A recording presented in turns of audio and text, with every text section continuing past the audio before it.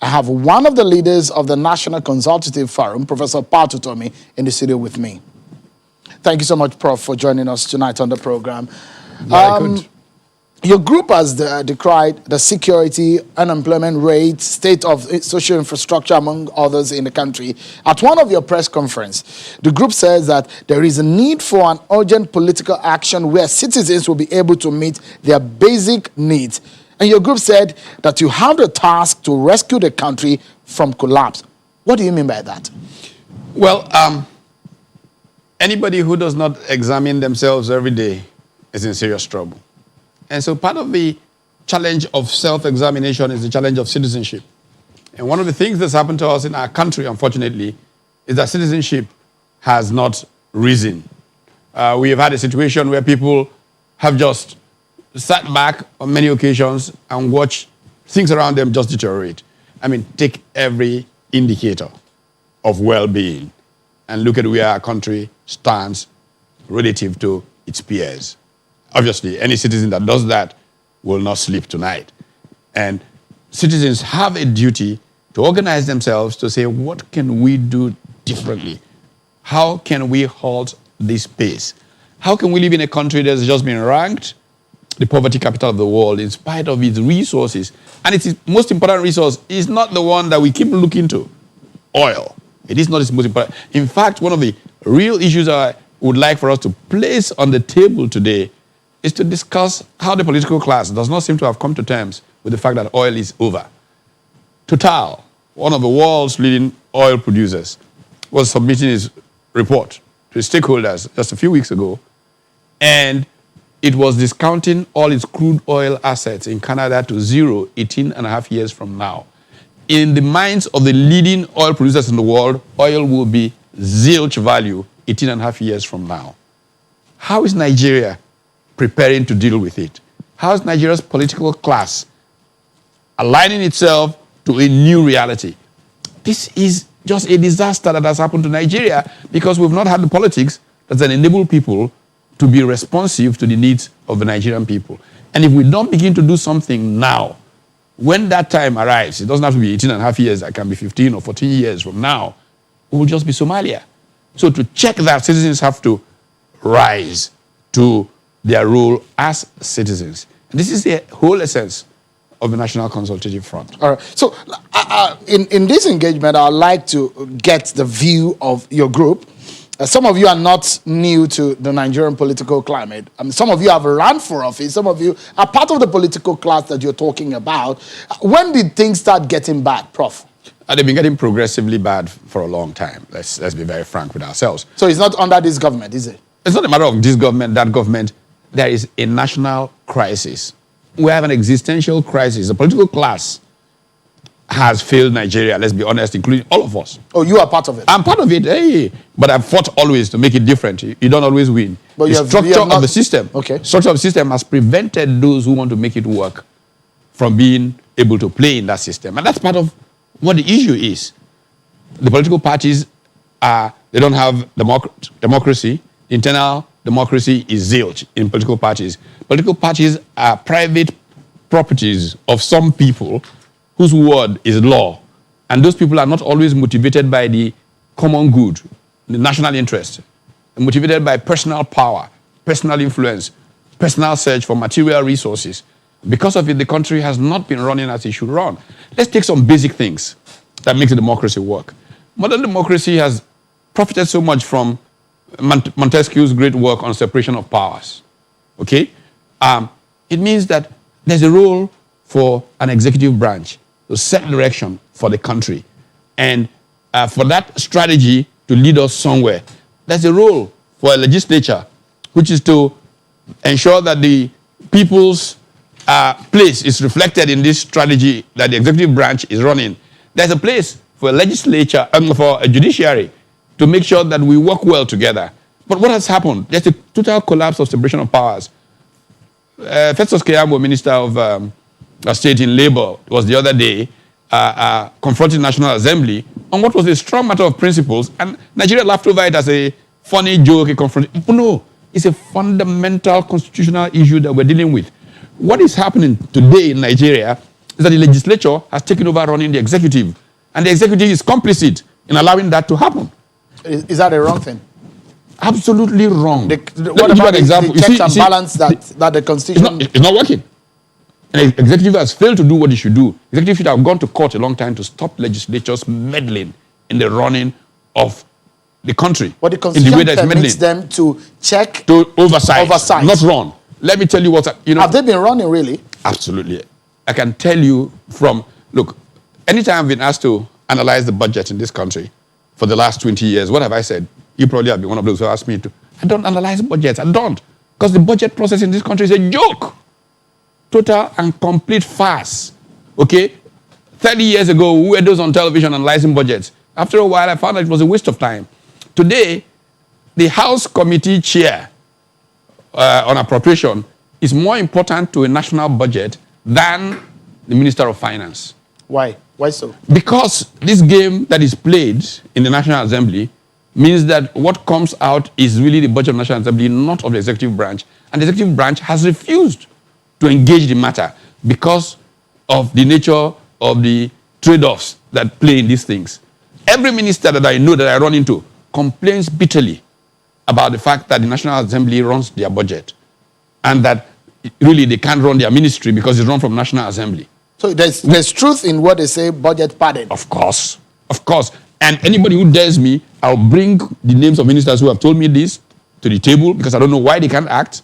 I will bring the name of legislators who have agreed with me when I've confronted them. I will bring the name of permanent secretaries who have told me this is what is going on. And the whole country is being fooled. I mean, so, Prof, because the implication of what you're saying is that it does look like the parliament has crippled the running of government. Absolutely. That's what you're saying. Absolutely. We need constitutional reform in our country. We need one that essentially reduces the legislative branch to a citizen legislature, a part-time legislature that people go and do their work as lawyers, come back, make laws for the country, go back to their chambers or go back to their farms or go to being doctors. What is going on today is a hijack of executive functions by the legislature. And for most of them, it's just a game. It's politics. But this is not politics. It's the lives of people. Our country isn't running. Our economy can't function. Anywhere in the world, planning and budgeting, the instrument of control that allows you to give direction to economies, how the trajectory of growth, you can predict it from allocations, from what you want to emphasize. In this country, you can't tell what comes out from what goes into the National Assembly.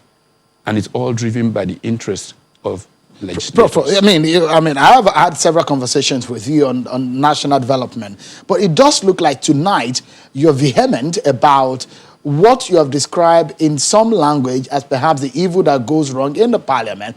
A lot of people may not agree with you, especially those who are serving lawmakers. I mean, when you now... I welcome them to debate anywhere, you're saying that the parliament is a problem of Nigeria. It's the political class that has failed to understand its role. That's my point. Those people in the National Assembly who are doing it don't dislike Nigeria, but the limitation of their understanding and the self-interest that the narcissism, the consuming self-love that politics has become in Nigeria is preventing them from knowing that they're damaging their country, that they're killing this country. The economy cannot function because of the way they play the budget game. The budget is no more an instrument that it fundamentally is, an instrument for giving direction to the economy, for growth and for development. So those who criticize Parliament that they overstep, they're not wrong. They're not wrong at all. I know that and I can prove it. How do you fix it? Well, first of all, there's a lot of reforming that we need to do in Nigeria. Starting from political parties. We need to fix political parties. Political parties cannot throw up the kind of leadership that can give this country direction. It's not possible. So how, I mean, if the political parties cannot give that leadership... So we reform them. We reform the political parties. There's no internal democracy in the parties. The parties, we have state capture in Nigeria. Okay? So without that, you cannot, without dealing with the issues of state capture, the nature of the political parties, you won't get any progress. For those who may not understand that term that you use, state capture, what does that mean? Well, state capture, I mean, people who use it the most, and I go there very frequently, except for the pandemic, South Africans talk all the time about state capture. And I laugh when they say state capture. I say, if you want to see state capture, come to Nigeria. Literally own the state and use supplement your own interests for the interest of the state in governing of the country. Jacob Zuma, got a lot of heat with the Guptas in South Africa, private businessmen who affect government. I mean, if the Guptas and Zuma led to so much force, can you imagine Nigeria, where literally individuals decide the process? They have a hold on ministries, they have a hold on these kinds of choices that we make as a country. So, the common good, the interest of the people, is not what drives things. Transparency does not exist in a system that should be completely transparent. Look, I had the good fortune of being asked to chair a committee that President Obasanjo set up for the institutions of transparency in government. It was the committee that worked through EFCC, all of those came through from that in 2000. And it was a high-powered committee with all the transparency institutions, Transparency International, Convention on Business Integrity, NASIMA, all of them were represented in it. GIG of Police, for Police, General Ishola Williams.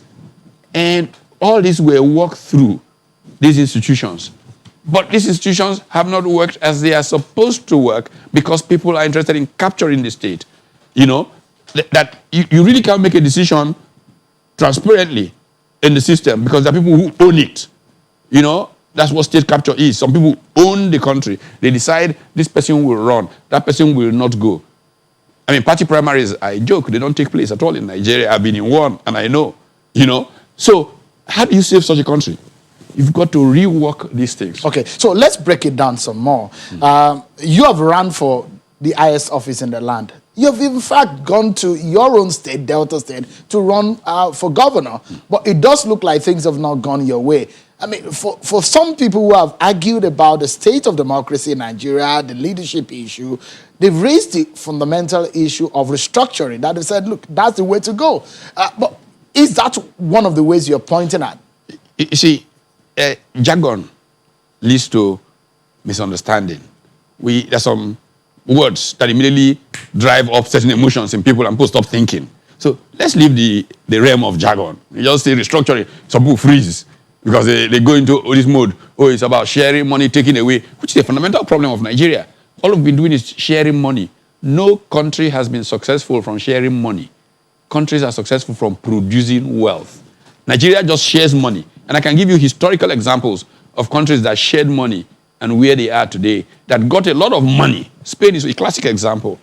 With the conquistadores and all of that, gold was flowing back to Spain some 200-300 years ago. The Spanish elites were living like the Nigerian elites are living today. They were not investing in the appropriate things to sustain growth of their countries because they were in the sharing mode. But if they were producing, the logic of production will drive you to invest in your youth so that you can get a demographic dividend, so that you can produce more to enhance the well-being of all. Our failure to do that has brought us to where we are today, where in almost any indicator you can think of, Nigeria is very poorly ranked in the world. So what we need to redeem our country is first and foremost to go to the logic that to make progress, we have to produce. And that immediately puts a new light on what people who are either for or against something like those emotive terms, restructuring, are talking about. You need decentralization of government because production is at the roots. And the roots, the grassroots, local government, the states. The levels of government closest to the people should be the most important levels of government. Because they are focused on production, I'll give you a simple example. You were in the American Midwest, and you had a great idea to build some factory producing something new. You go to the local government, and they can see what this would do. They would project that tax revenues coming 20 years from now as a result of this your thing. They will turn to what they call TIFA funds, Tax Incentives Finance Authority. The local government can provide you guarantees as a business, can actually give you grants and go to the banks with you to get money to invest so that you can create that business, which will attract other businesses, which 20 years from now will assure that this local government will have X tax dollar revenue. But we don't have local governments that are thinking that way today because we've concentrated all the power at the center, and the people at the center don't understand the needs to produce and to survive Prof, at that local level. If we are to start, because a lot of people don't understand what the roles of their local government leaders are, the issue of sanitation, basic roles of the local government in that strata. Where do we go from? For example, if NCF, are you planning at the NCF to turn into a political party? We are currently a citizens movement to get the political arena right. How do you hope to do that? By essentially what we're doing, educating people. We are structured in a way that we will create cells all over the country and get citizens engaged. Because right now the problem is there's a disconnect between politics or power and the people. There's a complete disconnect. When the people become engaged and become true citizens, in our structure, for example, we're going to be creating cells that will just multiply on a daily basis, and we're expecting to multiply across the country. These cells will meet every week. Short 1.5 hour meetings. Those meetings will include a 20-30 minute discussion of a pressing national issue to get people to buy into, understand, challenge whatever issues are facing them as a country. Same thing will be discussed in every cell throughout the country. They will have a conversation on who we are, what do we stand for as a movement, how can we change our country. Then they will take on a local issue where it's a geographic cluster.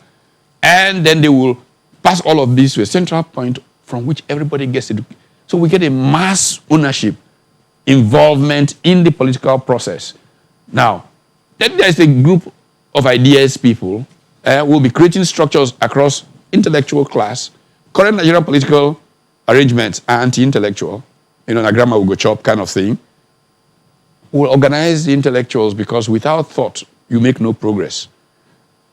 Organize the students, organize artisans. I'm an old NEPU type guy, you know, grassroots. Organize those people and show a connection. The next economy Nigeria has to have to survive. It's not this oil collect and share economy. Must be a producing or production-driven economy, and the heart of that are those farmers, all right. and those artisans, and the new entrepreneurs that will aggregate and make for new growth to take place. So NCF will not be pushing forward a presidential candidate, for example. As NCF, yes. Today NCF is not a political party. But if it chooses to, 1 year, 2 years, 3 years, that's another matter altogether. The first issue today is social consciousness, national consciousness, development consciousness, and we will create a movement to do that, to get the citizen to know that government is about his well-being and that his role in making that happen is fundamental to the essence of democracy. Is the NCF thinking about 2023?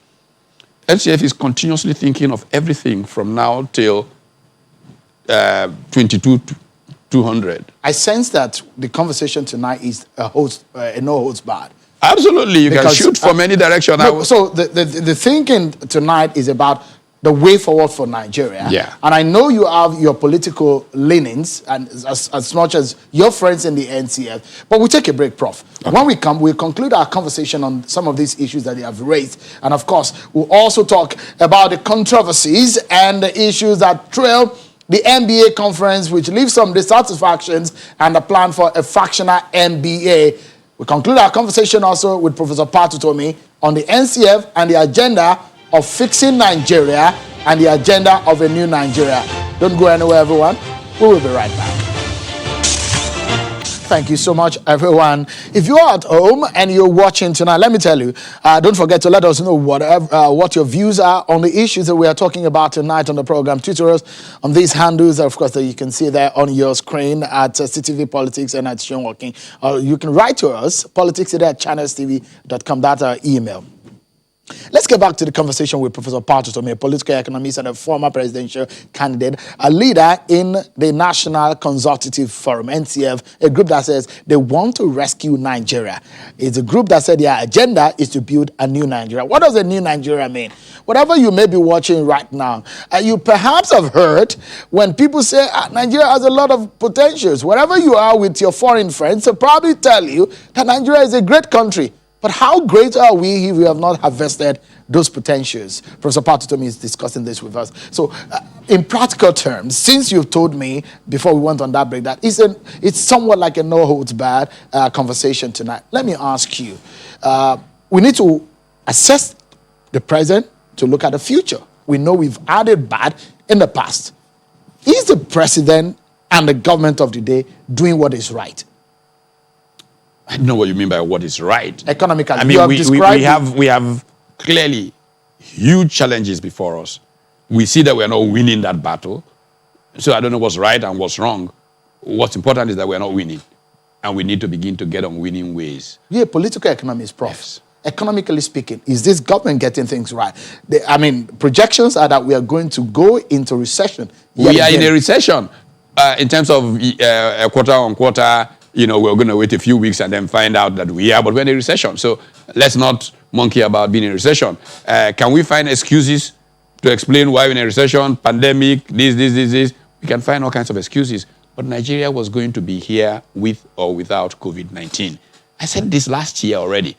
See, last year, oil prices were going south when Saudi Arabia and Russia were playing out power.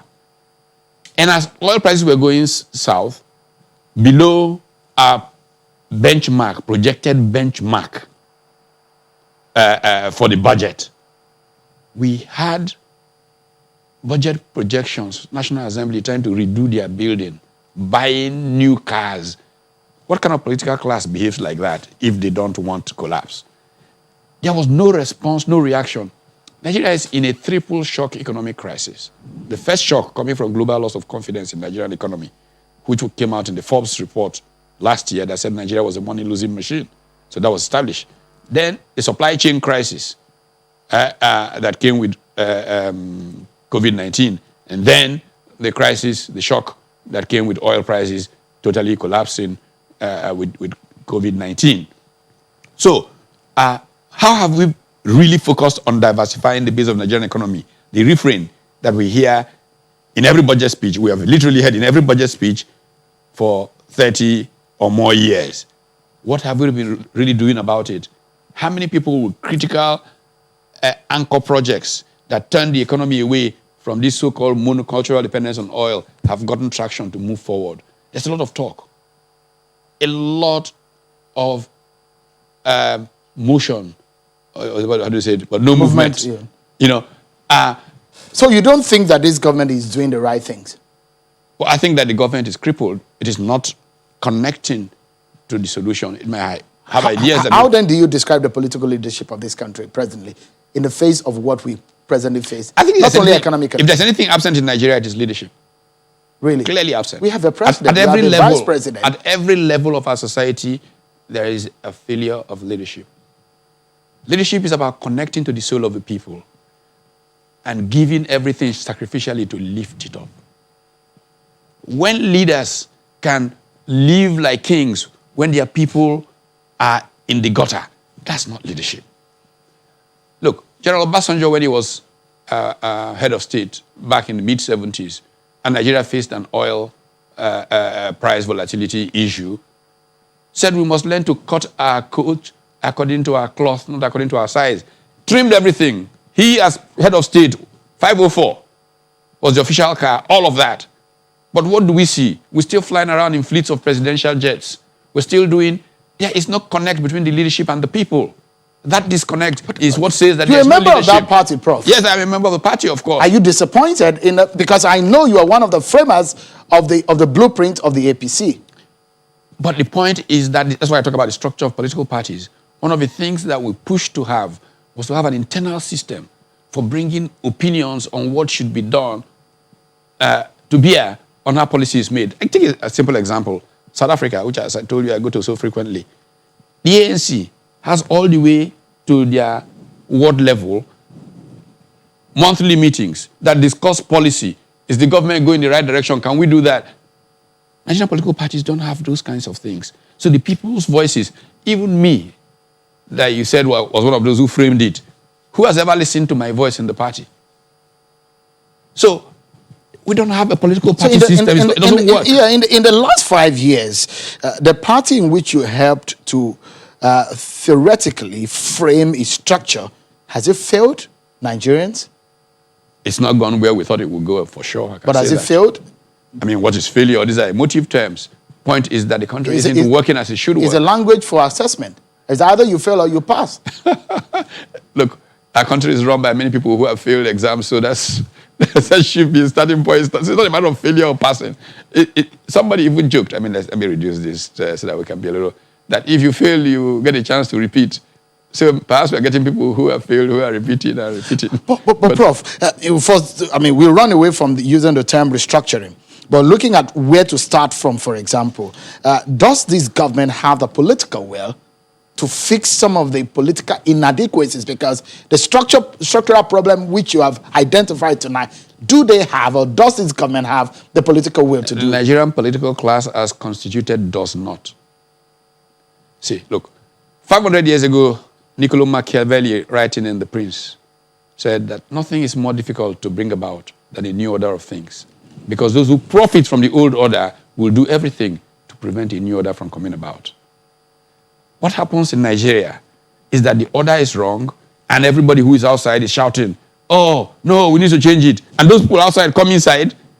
Okay, let's postpone this thing while we are inside now. You know, there's a difference. No, we must be honest and be citizens and look at our children and stop thinking about ourselves and say, is this thing working? Will it work for our children? Right. It certainly is not working for our children. Prof, I mean, I understand that a colleague of yours at the NCF was invited, Gali Naba.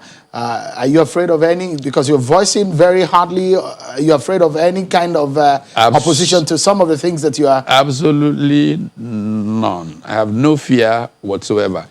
I think that, you know, as I said in Kaduna, in Abuja, speaking at the NCF forum last Friday, I don't know why this excitement that Gali was invited for a chat.